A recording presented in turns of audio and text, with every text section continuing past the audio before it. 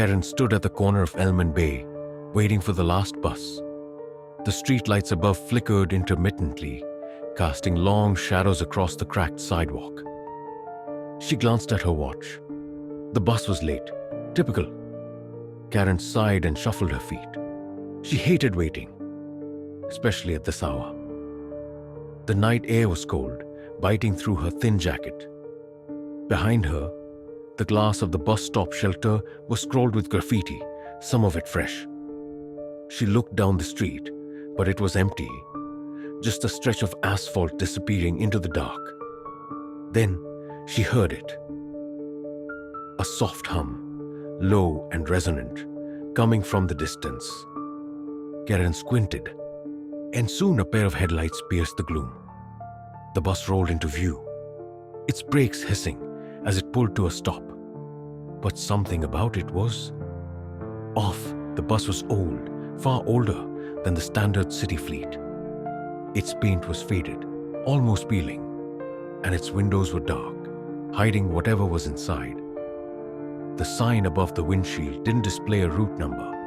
Instead, it simply read, "Destination unknown." Karen hesitated. The hum grew louder, vibrating in her chest.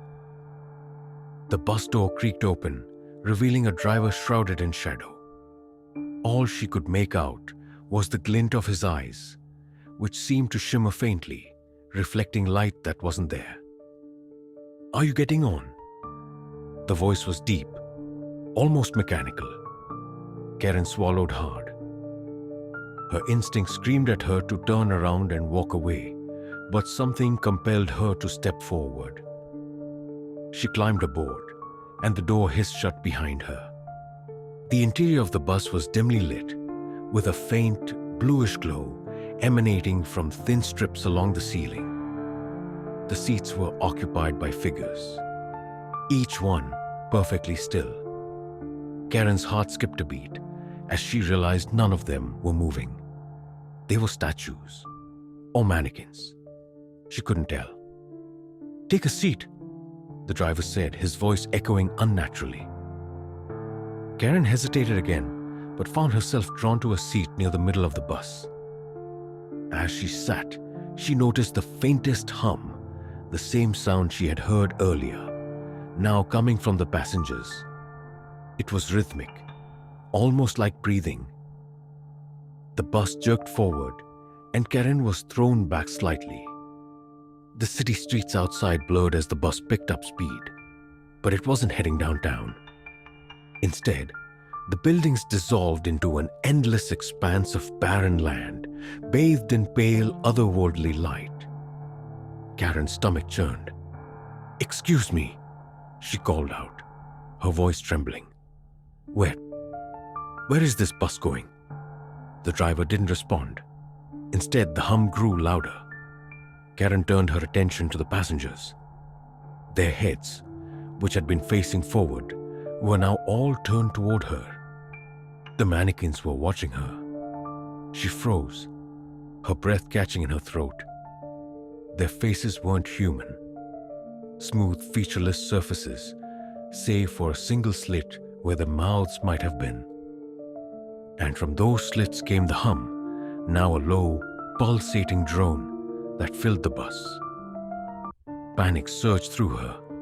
She stood, gripping the seat in front of her for balance. "Let me off," she shouted. "I want to get off." The driver turned his head slightly, just enough for her to see his face. Or what should have been his face. Like the passengers, it was blank, with the same faintly glowing slit where a mouth should be. "No one leaves," he intoned. Karen stumbled backward as the bus began to vibrate violently. The windows filled with swirling light, colors she had no names for. The hum grew deafening, and the passengers began to rise from their seats, moving toward her in unison.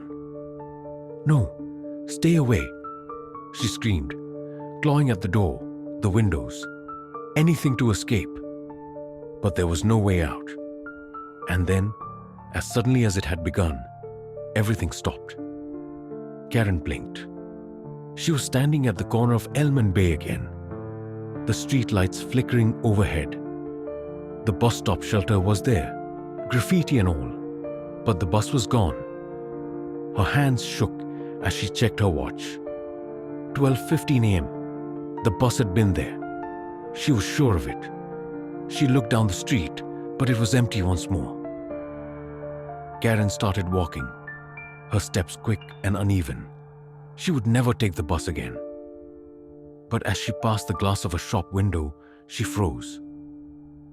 Her reflection stared back at her, its face smooth and featureless, save for a single glowing slit.